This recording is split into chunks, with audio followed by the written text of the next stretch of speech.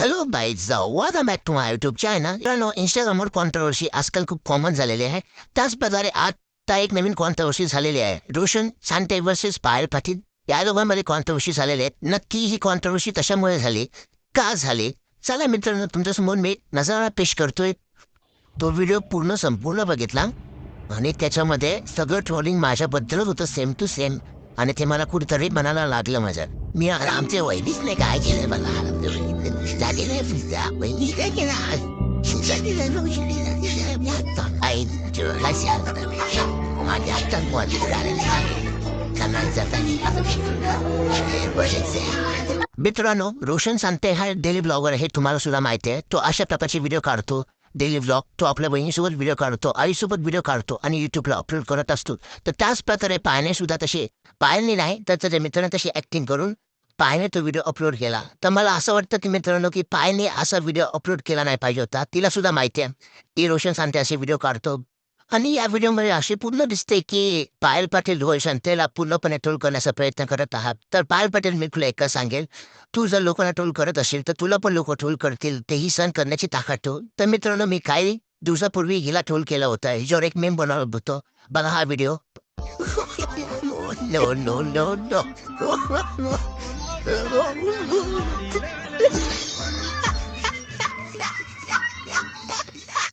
त्यानंतर पायल पटेल ऑफन झाले. तिला राग आला. तिने डायरेक्ट मला डीएम केला आणि डायरेक्ट मला पोलिसांची धमक्या द्यायला लागली की असं तसं हे ते. त्यानंतर मी तुला सुद्धा रिप्लाय दिला. तुम्ही बघू शकता हा स्क्रीनशॉट. ब्लॉग ना मी कुणाचे जास्त बघत नाही, कारण की आम्हाला बाकीची पण कामं असतात. नुसते आम्ही व्लॉग्सच नाही बनवत. हो, पायल पाटील खूप बिझी असते. तिला बाकीची पण भरपूर कामं असतात. कामं काय? फिल्टर लावून रील्स काढायची.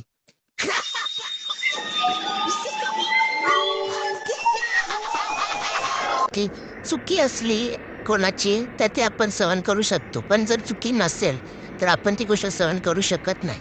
हो, बरोबर आहे. पायल पाटील ही कधी चुकी करत नाही. पायल पाटील ही परफेक्ट बाई आहे. बाई. मला एकच समजत नाही, तुम्ही सर्व गोष्टी प्रोफेशनली करण्याचा प्रयत्न करणार, स्वतःला प्रोफेशनल समजता, स्वतःला सेलिब्रिटी समजता आणि तुम्हाला असं वाटतं की तुमचं मन खूप मोठं आहे. पण नाही ताई, असं काहीच नाही. तुमच्या मनापेक्षा तुमचा इगो भरपूर मोठा आहे.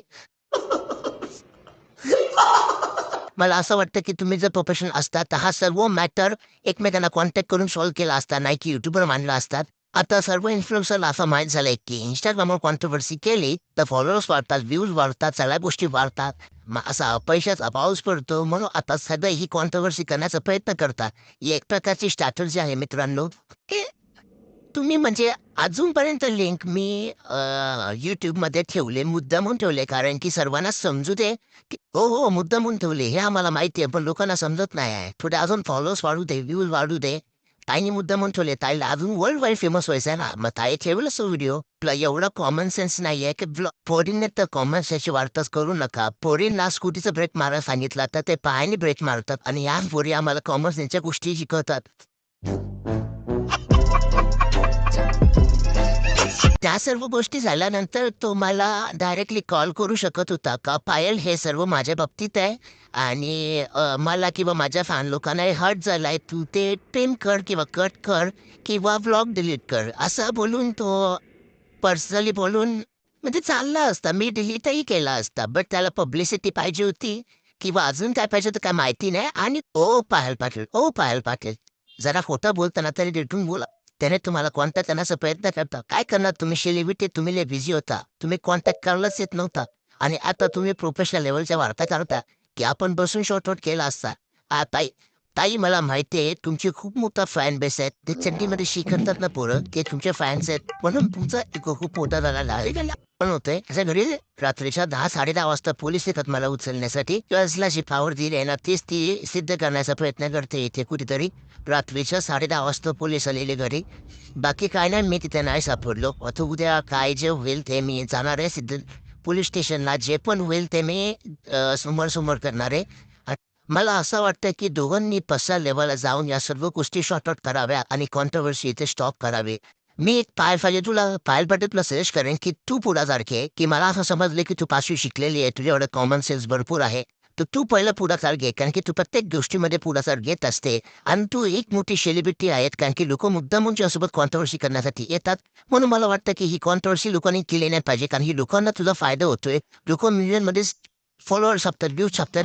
तर तू दोन्ही कॉन्ट्रोव्हर्सी बंद कर, कारण की तू सेलिब्रिटी आहेस आणि या व्हिडिओच्या मार्फतमध्ये आपण कोणाला हेट देत नाहीत. नक्की काय चाललंय ते मी पूर्ण सांगण्याचा प्रयत्न केलेला आहे मित्रांनो. मी कोणाच्याच ऐकणार नाही. मला दिसतं ते सत्य, त्या सत्याच्याच ऐकणं मित्र मी. जर तुम्ही रोशन सांतेला सपोर्ट करत असाल तर कमेंट बॉक्समध्ये लिहा की वी सपोर्ट रोशन सांते. मी बिशन संतेला सपोर्ट करत नाही. पण कसं आहे ना मित्रांनो, जे मला खरं वाटतं ना, मी खऱ्याच्याच ऐकत नाही म्हणून मी हा व्हिडिओ बनवलाय.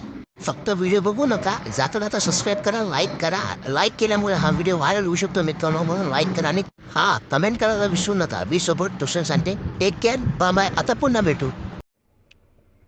तर काय म्हणतात मित्रांनो, नवीन व्हिडिओ आणला यार. सॉरी, थोडी तब्येत खराब होती. आणि यार मित्रांनो, हा व्हिडिओचा क्रेडिट दुसऱ्या क्रिएटर्स आहे, त्यांची लिंक मी डिस्क्रिप्शनमध्ये दिली आहे. हा व्हिडिओ फक्त अपडेटसाठी आहे, बाकी याच्यात काय नाही. व्हिडिओला शेवटपर्यंत नक्की बघा आणि थँक्यू मित्रांनो एवढं प्रेम देण्यासाठी. आणि सॉरी, काही चूक झाल्यास माफ करा. नवीन व्हिडिओ कधी येईल माहीत नाही. माझा मोबाईल खराब झालाय, तर तो नवीन मोबाईल घेण्याचा मी ट्राय करतो. नाही तर तो जुना जरी रिपेअर झाला, त्याचा मदरबोर्ड गेलाय, तर तसं सुद्धा मी बघतो. काही ना काही प्रयत्न करून लवकरात लवकर मी वापस येईल याक. पण तोपर्यंत तुम्ही फक्त मला आहे ना तुमच्या साथची खूप खूप खूप गरज आहे. मी तुम्हाला सांगू नाही शकत. तुम्ही तुमची साथ माझ्यापर्यंत ठेवून राखा. स्वामी समर्थांच्या आशीर्वादाने माझी तब्येत जशी नीट झाली, तसंच मी लवकरात लवकर नवीन व चांगले व्हिडिओ आणेल. फक्त तुम्ही यार मित्रांनो सपोर्ट ठेवा प्लीज यार. आता मदतीची वेळ आहे. मला फक्त तुमचा आशीर्वाद द्या, बाकी काही नाही.